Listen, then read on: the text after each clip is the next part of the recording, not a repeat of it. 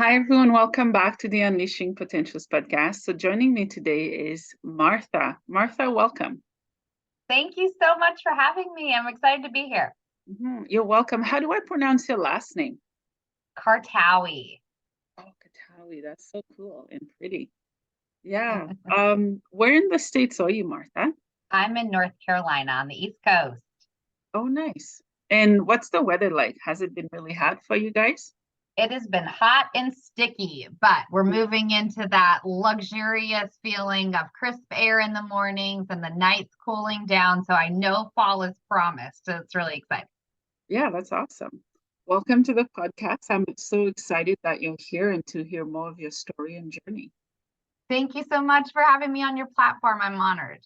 You're welcome. So, Martha, why don't you start by telling us who you are and your story?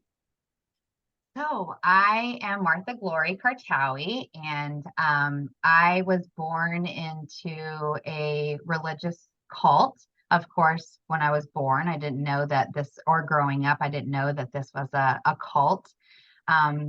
We were programmed that this was a secret society or that this was a secret group that we didn't talk to the outside about, but it would be, at age 25, when I finally escaped, that I realized the damage that had been done from this cult and that it was a cult.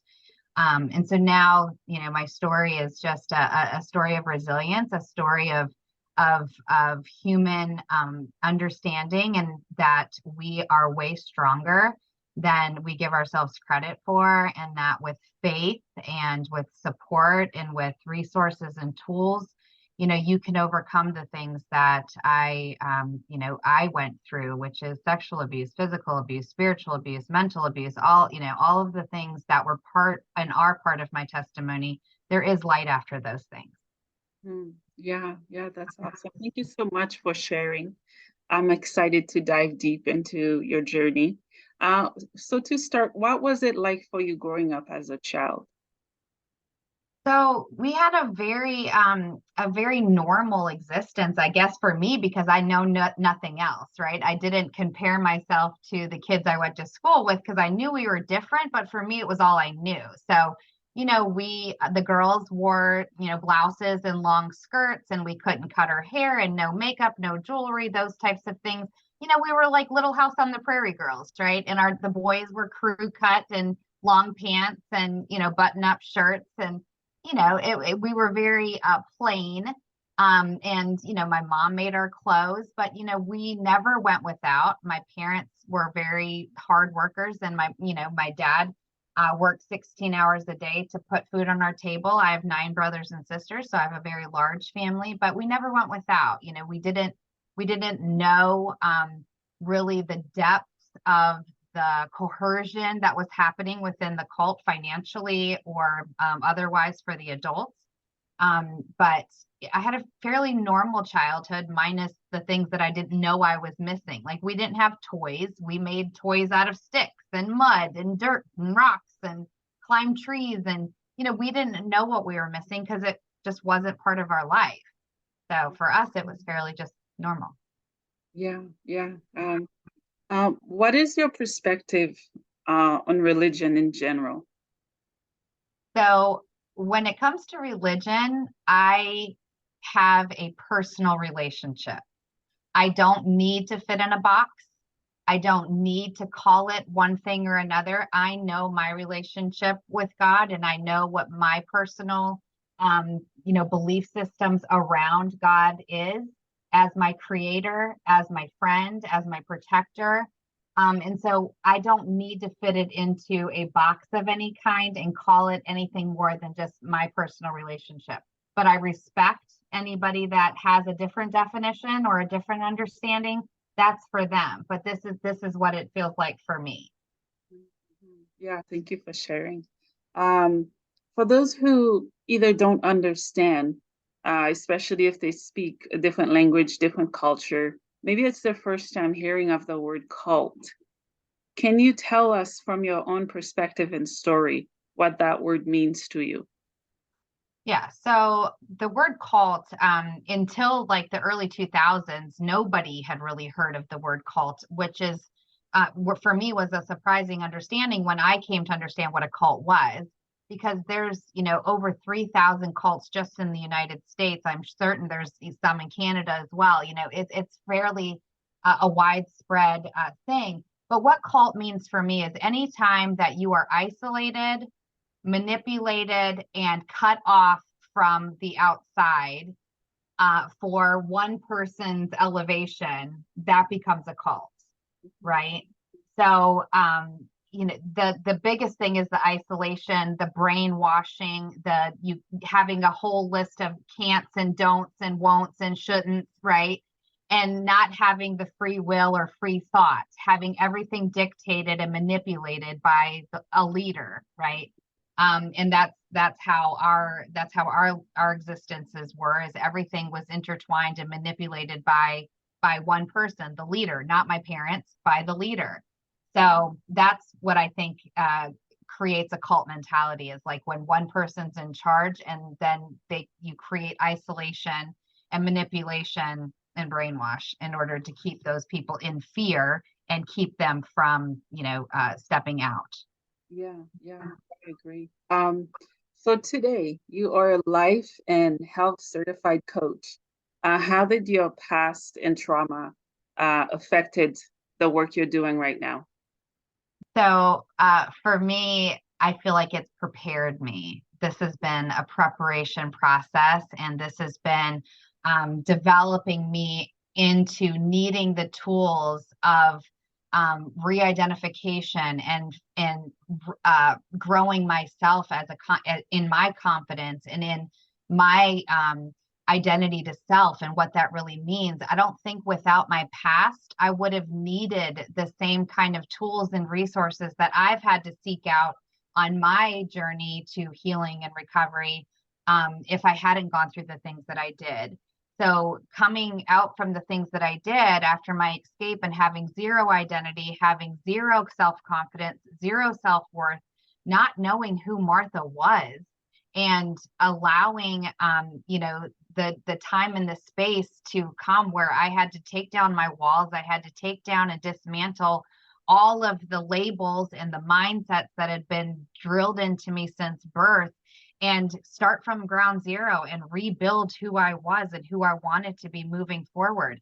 And this hasn't been an easy feat. I don't want anybody to look at me and say, oh, she's so put together. This is 19 years of consistent therapy, of consistent modality after modality after modality, of peeling the onion of recovery and healing and digging deep and exposing my wounds and healing them into scars and then reopening them for a deeper healing. Like, that's what my journey has been like. And so now, as a certified life and health coach, I feel like my tool belt is overflowing with resources and with tools that I can now help others to navigate, right? And to get clarity and to re-identify and identify with self when it comes to who they are and what they've been through, and how to navigate moving forward in a clear and conscious way of defining who they are and who they want to be.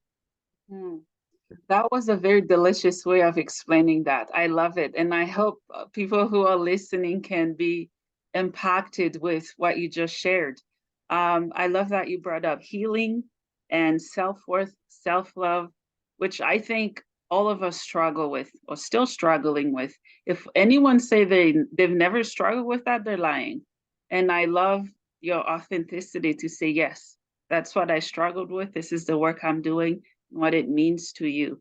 Let's focus a little bit on trauma, because trauma, it's a word that we all understand, but we don't necessarily understand the impact of it and the various ways that it can pull us down or hold on to us, and not allowing us to move forward to heal. What is your take on trauma, and what does it mean to you? So thank you for asking this question, because I think it's important. It's important to understand that everybody has a story, right? And so looking at me and saying, well, I didn't have to recover from a physical and emotional and spiritual and sexual abuse from a cult, No, but we all have our own trauma, whether it's big T trauma, small T trauma, or it's just pain. We all have a story.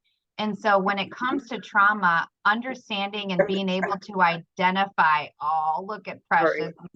just trying to climb on my laptop. But sorry, go ahead. Um, being able to identify and being able to understand that trauma settles in our bodies, minds, and spirits on a cellular level. So in order to heal, we have to get in touch with that trauma. We have to feel it to heal it. We have to identify it to be set free from it, right? And so understanding that, and it's not one of those things. You can think of trauma and say, well, I don't want to go back there. I don't want to go back and sit with, the things that happened to me. It's too painful. You're right, it is. But in order to remove the emotional response from it, and in order to remove the trigger points from it, right, you have to sit with it, forgive it, release it, let it go, and understand that it's always going to be part of your story, but it doesn't have to be carried in your body any longer, right?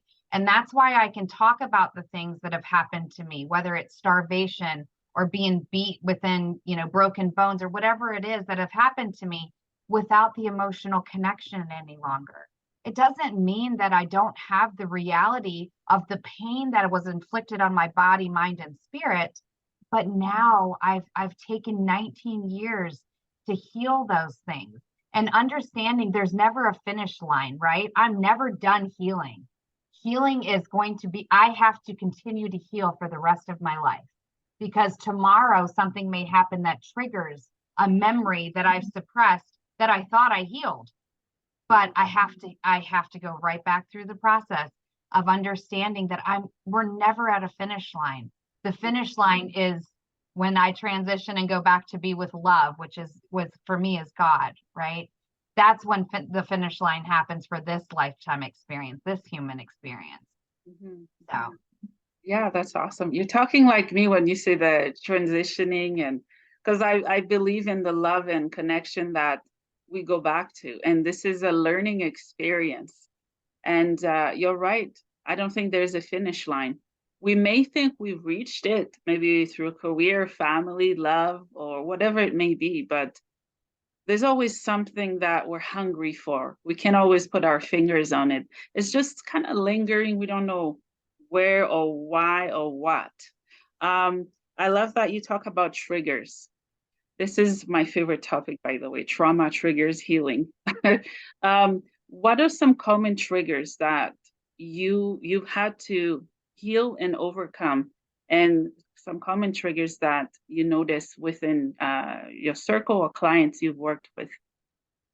right. So one of the biggest triggers for me, because of the cult leader, being who he was in our lives, is anytime that a male would raise their voice to me, of a male of stature, whether that was my father, whether that was my husband, whether that was a boss, right? Any male that had some dominance over me would bring me to my knees, right? I would retract, I would isolate, I would be scared that something was going to, that I was going to be hurt again, that I was going to be beaten or whatever it was. That was the hugest trigger and the hardest trigger to heal through, because the people around you, it didn't resonate, right? And until I got the words and understood the need to communicate, I can't allow you to speak to me in that way. That makes me feel this. And that took years for me to understand that I had words and that I had power in those words of sharing, right? So that was the biggest trigger for me. And there's lots of other triggers too as well.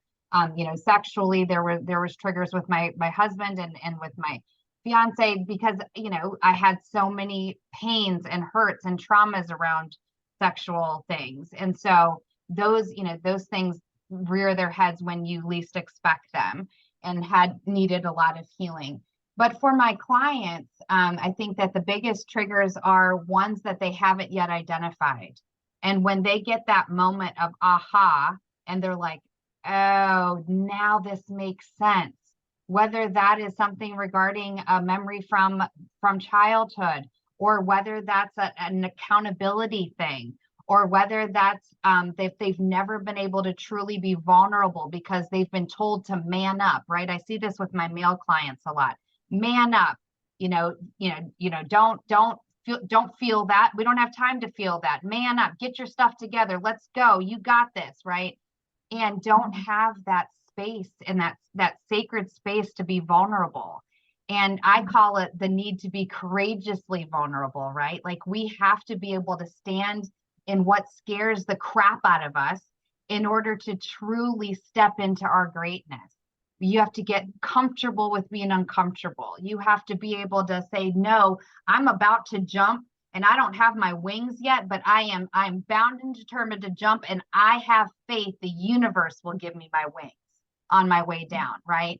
And that's a courageous vulnerability, and understanding that whatever the trigger is, even if we haven't identified it, once we identify it, then we can heal through it and move through it and grow from it, and then no longer allow it to be the trigger that controls us. Mm-hmm. Yeah, I love that. And I love that you're speaking for voices that are getting ready to speak, because there always has been it's like a disease or pandemic of sexual silence, if that makes sense.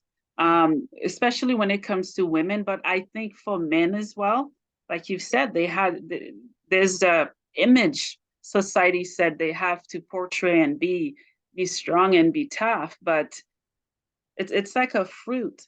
If you cut it, yes, a watermelon, let's give an example, okay? If you knock on it, yeah, it's hard, but you have to cut through it and cut it a certain way to enjoy it and to eat it. It's the very same way I perceive trauma when it comes to so many things that we face, especially sexual abuse. I've had so many wonderful people like you who's been on the podcast, who has been so brave to share their journey and to speak up of the pain that they've experienced when it comes to sexual trauma. Um, if someone is in that situation, let's say right now, they don't know how to get out of it. They don't want to get help because they're afraid of their safety. Or they don't even want to talk to a doctor or therapist. They're hiding it. What would you say to them? Let's say you were to speak to them one-on-one. What would you say to them from your heart to theirs? Um, so this is why I do what I do, right? Like, because I can see myself in that person, that male or female, because these things happen to both genders, and everything in between, right? However you identify, these things happen to all of us. And so this is why I've gotten my voice. This is why I'm standing in my truth. And what I would say to them is one moment at a time. There is light. Somebody does care, and you're not alone. Like, I'm here. If nobody else sees you, I see you through me. I see you through my experiences, through my pain. And when you're ready, I will hold your hand. I will be your biggest cheerleader. So there is light, and you are never alone, no matter how lonely you feel.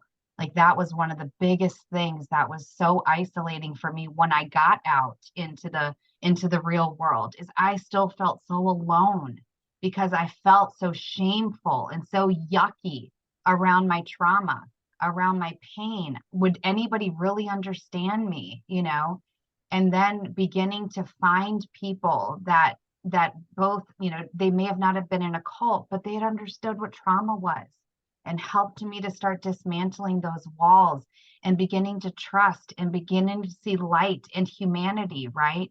Like, you don't trust anybody when you go through the things that I've been through. That's why I see her, I see him, I see them, and I say, you are not alone. I see you.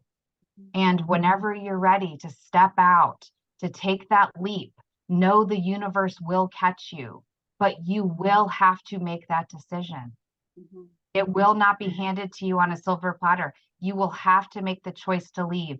You will have to make the choice to escape. You will have to make the choice to choose you. You will have to make the choice to choose life. Yeah. Yeah, I love that. When you said the word ICU, I wrote down ICU as in being in the hospital with the image in my mind that someone who's been in the ICU sick, just getting up and feeling healed and whole and walking out of the hospital. That's the Mm. image I just got as you were sharing. Yeah, yeah. You're also a spiritual mentor as well. Tell me more. Mhm. We've talked a little bit about spirituality, but give me your own intake on your own personal spirituality and what it means to you. Yeah, so this has been just part of my healing journey, right? My faith has been pivotal in me navigating my this healing journey for myself, and now being able to hold others accountable when they say, you know what, I'm really trying to connect to that which is greater, but I don't even know where to start, right? I'm not here to convert. I'm not here to tell you which religion is better for you. I'm here to help you connect to that which has created you. And where it all starts is love, right? Like I believe that if you believe in God and whatever religion that is, if it doesn't go back to love, then I don't know if we're connected to the same thing, right? Because for me, God is love. And so when I am mentoring somebody, I'm helping them to connect back to where they started from, which is from our creator, starting out of love and navigating whether they've had that experience of love, understanding that that can be personal and they can take that wherever they decide to go with it, right? Whether that's joining a church or whether that's continuing to have it on a personal growth level, that's for them to decide. But there's so many people that have gotten a bad rap about God based on experiences that they've had, right? And especially coming from like a cult like I have, you know, so many people that have left my cult want nothing to do with God because God got such a bad rap from the experiences that we had. And so as a mentor, I just get to hold your hand and say, ask the questions. Let's talk about it. Let's be open. Let's be transparent. Let's be honest. I can't give you anything other than my truth and share with you some books and some resources of being able to navigate and figure out what that means for you. But I'm not, you know, I'm here to be a witness and I'm here to share my testimony, but I'm here to hold you accountable and to help you with resources, and that's what I get to do as I mentor. Yeah, thank you. As you were sharing about God, um, here's what I learned so far. I'm still learning. God does not cause suffering. He doesn't. He loves us too much to inflict that on us. I think she, whatever you believe in, what brings you fulfillment and happiness, they let it happen to watch us grow and evolve into who we should become, not who other people think we should be, if that makes sense. Oh yeah, yeah, Yeah, yeah. yeah. Also, tell me about your company, PIC Wellness. What is it about? What inspired you to start it? So PIC Wellness, PIC stands for Passion and Intentional Collaboration. And when I started it 8 years ago, I'm also a medical massage therapist. And so I really wanted to collaborate with other like-minded individuals for holistic healing. And this was before I became a coach and before I understood that everything is connected, right? So body, mind, and spirit, everything is connected, and to be able to passionately and intentionally collaborate with all facets of healing, right? Whether that's your spiritual healing, whether that's your bodily healing through chiropractic, through craniosacral, through massage, through osteopath, whatever it is. Also combined with your therapies, right? With your cognitive therapy, with EMDR, trauma recovery, with whatever it is, understanding that there's a place for all of that. And I want to collaborate with whatever it takes to get us to the next level of healing with my clients, with myself, right? That's been my journey.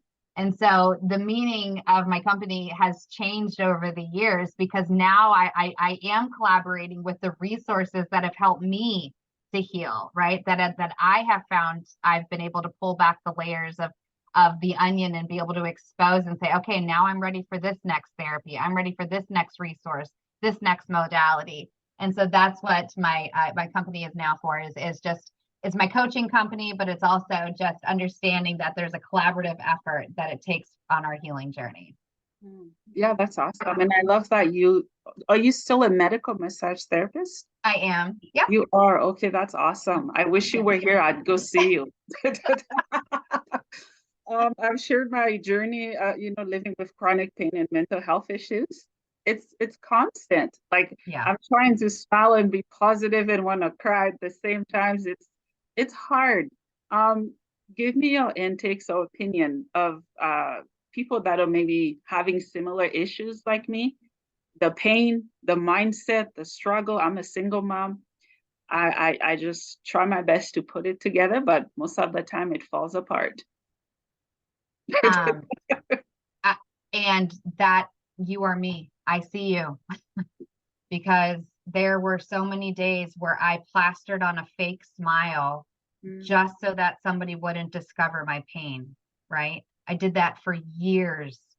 And being able to take off that mask and being able to say, no, it's okay that I'm not okay. That is courageous vulnerability. That is being able to say, that's okay, right? And being able to hold that space now for my clients and being able to say, take the mask off. It is safe. You are in the safe tree, right? I do group coaching a lot, and I do this with my groups, and you are in the safe tree. Anything that is said here is held sacred. Like, it doesn't come out of the safe tree. But it really takes one to understand one, right? And in my when kind of all my walls started coming down, my symptoms were chronic pain. My symptoms were migraine, were gastrointestinal issues, was chronic pain, was fibromyalgia. I was given all of these labels, but what it really was is my body saying, you got to deal with this stuff on a cellular level, or it's going to continue to come out in your body, right? My migraines, my jaw issues, my chronic back pain, my chronic neck pain. And the doctors would say, well, we see, adhesions from where you were beaten, or we see, where your clavicle was broken, scar tissue and bone spurs, and all of those things are fact, right? But as I began to heal me, as I began to heal self, those things started to become less and less of the Achilles heel, right?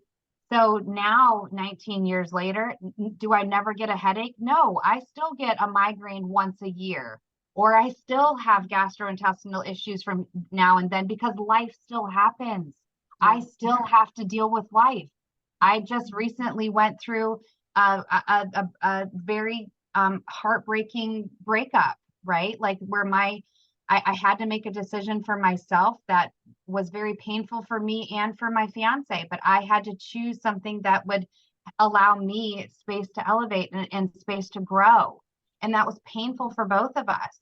So, and that caused a lot of need to reconnect between mind and heart, because my mind knew what I needed to do, but my heart was stuck, right? And so this is a constant. Life is going to throw things at you that make you and give you space to say, you have to take it another step deeper. You have to heal something new, something different. And you've never done this before, right? So God, I see you. I see you. Yeah, thank you so much. I see you too. Thank you. As you were sharing, I wanted to see your own input in this. Sometimes when people are ready to come forward, to share, to be open publicly, or just with their communities of family members, when they express their pain, sometimes some people will say that they're feeling sorry for themselves, or they're showing off, or they just want attention. Those have been my fears. And I know deep in my heart, I'm not alone.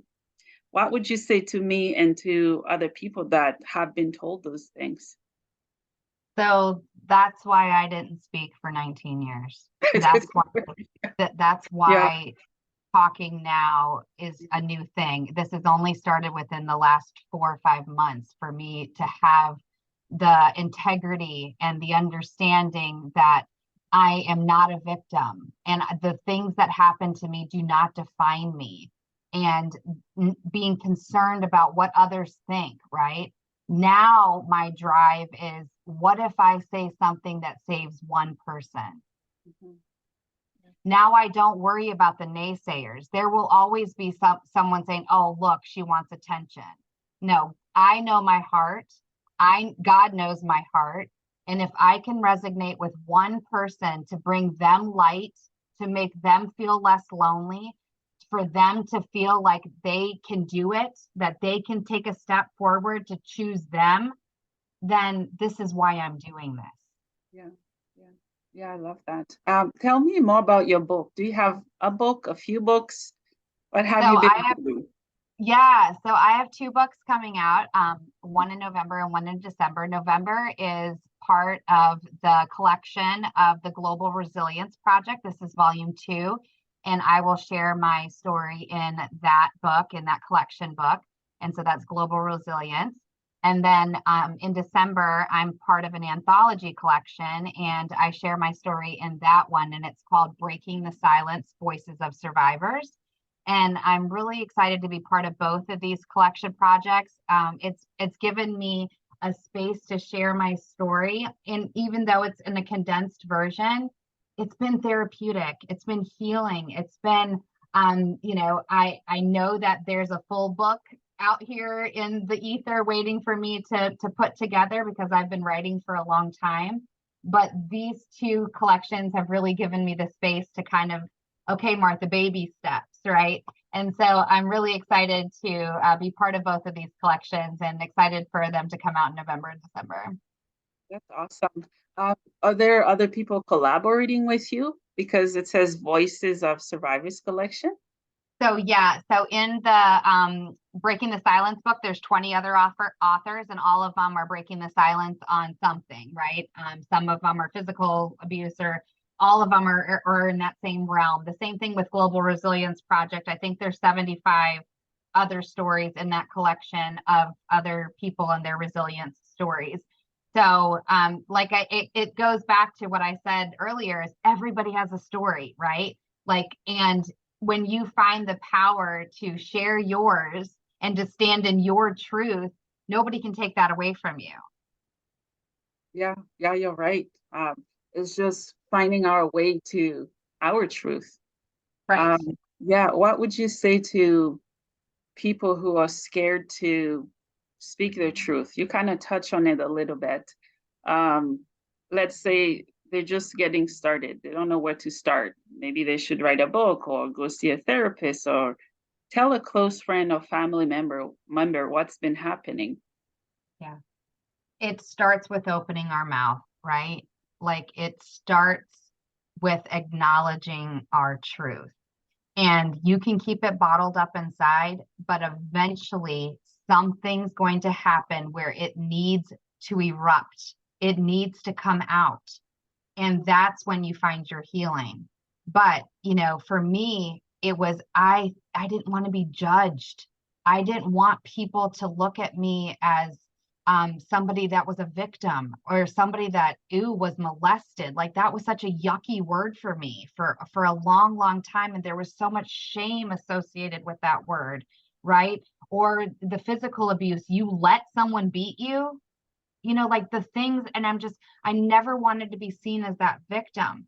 But when I began to just open my mouth and just tell my truth, I quickly understood there was freedom in that, right? And for the longest time, I would tell half the truth, because I still had fear that somebody might go, "Ew, yuck, you let that happen to you." And so the navigating of that fear, and the navigating of the reality that that stuff has to eventually come out, right, in order to truly set you free, is what I would urge anyone to start with, is just acknowledging the truth, right? And for me, journal it. If you're not ready to tell a person, journal it. If you're not ready to share it with your pastor, journal it. If you're not ready to share it even in a journal, pray about it. Tell God about it. Ask, just you will find an outlet, but you have to start somewhere. Yeah, and it's going to be hard. There will be lots of fear. I think fear holds all of us back at some point. It's just learning to know when to let go of the fear and just kind of see what happens. I know most of us are scared of the unknown. What if we were to be willing to surrender to what we don't know? It's intriguing. It's like a fascinating puzzle, with life and with what I'm doing and see. It's fascinating, and just to let it be. I make this analogy in my life a lot, that when I have come to these huge crossroads in my life where I was required to surrender, no matter how long it took me to get to that surrender point, the moment that I surrender, the red carpet is rolled out for me by the universe, and every obstacle is moved or removed. Every challenge is solved, and things just go smoothly. But it takes so much letting go and so much turmoil and anxiety and anxiousness to get to surrender, right? And I'm getting better at it. But at the biggest crossroads in my life, when I have finally surrendered and said, no, God, have your way, and I am just going to roll with it, the red carpet is rolled out for me, and God just removes the obstacles and allows whatever is next in my life to unfold effortlessly. And so, but the surrender part, right? The surrender part, but that's what's required of us in order to step into our truth. Yeah, absolutely. So Martha, what are some routines or habits that you do regularly to kind of stay afloat and to keep pursuing your dream and passion to help others? Yeah. So I have to stay connected, and I have to stay connected to myself. And so some of the things that I do in order to stay connected to myself is journaling, is prayer. I pray throughout the day, all day. I meditate. I have a gratitude practice before I ever get out of bed. I do yoga. I have to continue to grow me. I never want to, there's never an arrival point, right? I have to continue to grow. I have to continue to develop. I have to continue to yearn to grow, or I won't have anything to give my clients, right? But other things that I do is I read. I'm dyslexic, and so I ran from reading for a long, probably almost 40 years. I always told myself, you're not a good reader, you're not a good reader. But I've found Audible, and now I'm learning that I am a decent reader when I'm interested in it. So now I'm reading things that help me to continue to grow, help me to continue to stay motivated, inspired, and continue to find resources that help me to understand my journey, right? In order so that I can help other people. So yeah, those are the kinds of things that I do, but it's always continuing to know that I want to grow. That's awesome. What advice would you give your 18-year-old self? So we didn't talk about this in this podcast, but at age 18, I was chosen by the cult leader to come live at the compound with him. And that was a pivotal age for me. It was 7 days after I graduated high school. That's when my parents dropped me off at the compound and left me there for 8 years. So what I would tell my 18-year-old self is, he is going to try to break you. He is going to try to break your spirit, break your body, break your mind, break your faith, but you got this. God's got you, right? And the things that are happening to your physical body will not break you, and it will create ammunition and ignite a fire in you that will carry you for the rest of your life. And yeah, I would just give her a big hug and say, You might feel broken now, but this is just the beginning. You're going places because of these things. Ooh, that one packed a punch. I love it. Thank you so much for sharing that. Thank you. I probably should ask myself that question. I've thought about it. I haven't journaled and have a reply on what I would say to myself. Everything is just mumbled up there. Yeah. Yeah, yeah. You What get a is lot of clarity when you ask yourself those yeah, questions and then journal about it. And sometimes it'll surprise you when you read it later and you're like, whoa, that was pretty profound. Didn't even realize that in the moment. yeah, absolutely. I also paint. This is, I don't know, my paintings in the background. I do a bunch of them. Um, Oh, beautiful. yeah, That's your creative thing that ignites you. I love that. yeah, it's an outlet. I mean, I had to teach myself how to do it. I would compare myself to other, really known artists that knows what they're doing, and yeah, it's just to step out and to try different things. Yeah. Mhm. Um, what is one thing about yourself that you'll never change? Not for anybody, not based on circumstances and the pain or trauma that you've faced. I will never again sacrifice self. Mhm. So what I mean by that is in my marriage, I had to shrink myself to fit into a box, right? In my some of my work relationships, I had to make myself, dumb down myself in order to fit whatever somebody was asking of me or needing of me, right? So I will never again sacrifice self, whether that's for a job, whether that's for a relationship, whether that's for anything or anybody, right? Because now I stand strong in who my God has created me to be. And I really like and love his creation in me. And now I want to stand strong in that and continue to grow that and develop that. And I won't sacrifice that again. That's so beautiful. I wish that for everybody because so many of us, we do sacrifice everything about us just to please other people.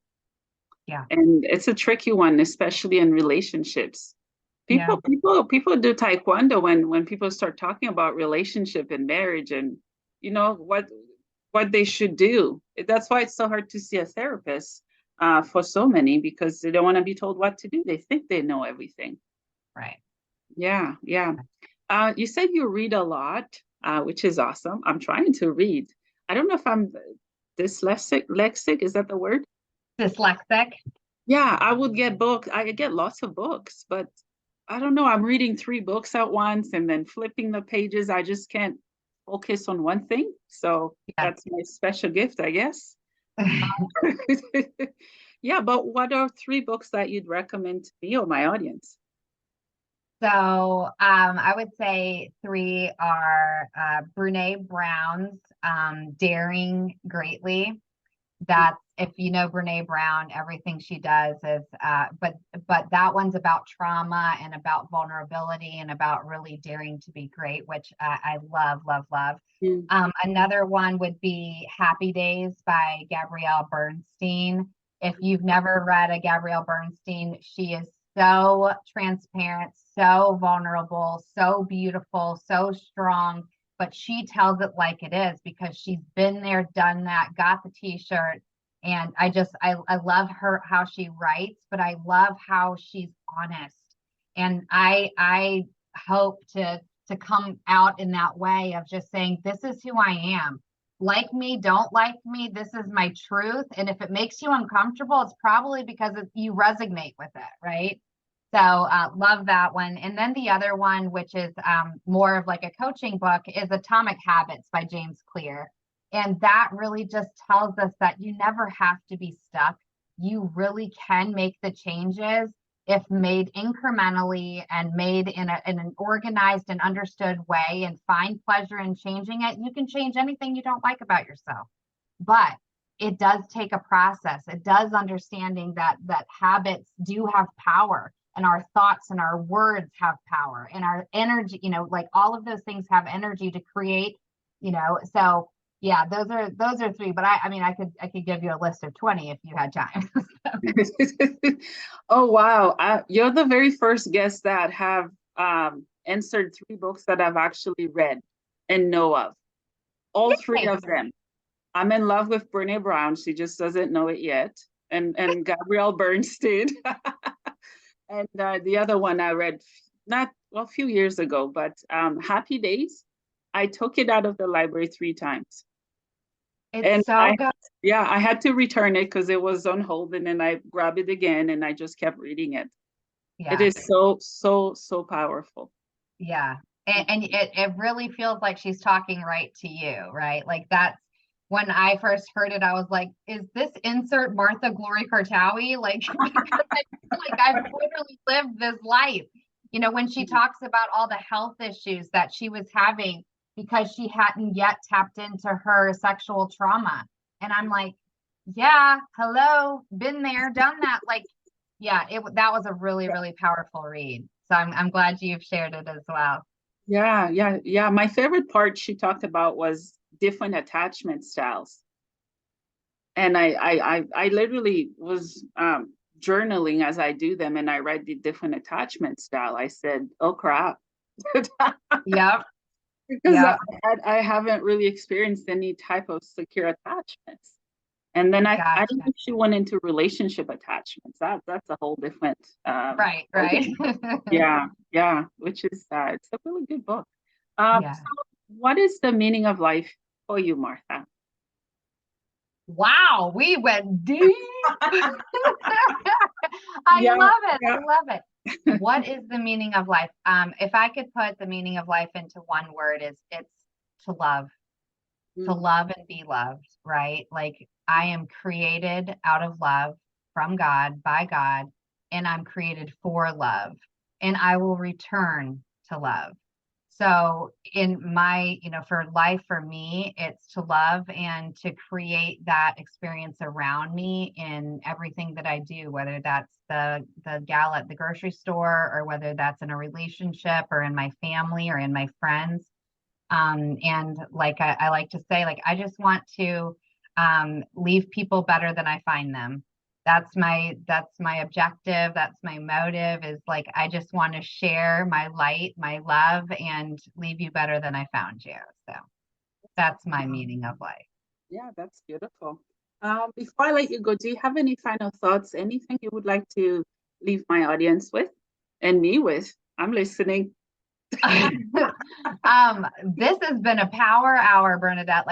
This has been absolutely beautiful. Thank you for this platform. Thank you for this opportunity to share my story. But like I said, I've done other podcasts, but they're all different. And I connect to each one of them in such a different and unique way. And this has been such a blessed experience because I really feel like if your audience is anything like you are, then you see me too, right? And I see your audience and I say, like if you need me to hold your hand, I'm here. But if I never get to know you and I never get to know if this has impacted you positively in any way, just know that you're not alone. Look around you. You are not alone. You will find someone and someone does see you. And I hope that person is me or you, Bernadette, or that you find the person that needs to be the one to see you, but you're not alone. So Thank you so much. What are a few key takeaways that you want anyone who's listened to this to go with? Something that's gonna stay with them. that courage takes that being truly courageous means overstepping our fear, right? You can't be courageous if you're not stepping out of fear. And so to be able to choose to be courageous starts with being really uncomfortable, right? And being really vulnerable. But our best days are on the other side of fear. Our best days are when we're truly able to stand naked and honest and vulnerable and say, this is who I am. And I'm proud of who I am. And I'm proud of who I'm becoming. And my best days are ahead of me. And so are yours. Yeah. like, and just understanding that it's not an easy journey, but it's so worthwhile when you really tap into self and you understand your worth in creation, right? And you mean so much more than this physical human experience that we're stuck in, right? God's created you for so much more. And sometimes you just have to tap into self to see that. And so I get to do this every day and helping people to navigate that. And so yeah, it's pretty special. That's awesome. Last question for you. Where can my listeners find you and work with you or support your work? So best way is to find me on my website. My website is PIC Wellness LLC.com. But you can also find me on social media under Martha Kartaoui, Kartaoui, on Instagram, on Facebook, on LinkedIn. You can find me under my name on those as well. You can also find me under my company name as well, PIC Wellness. But yeah, or you can email me. You can LinkedIn me. However, I'm here to help you help yourself. Wow. Well, Martha, you have blessed me so greatly with your story, your authenticity, your passion and love for helping other people. Thank you for filling my cup. Oh, thank you for allowing me the sacred space that you've held here. So thank you so much, Bernadette. I really appreciate it. This has been an honor for me. You're welcome. Come back anytime. Thank you. Bless you and God bless you and love and light to all. Thank you.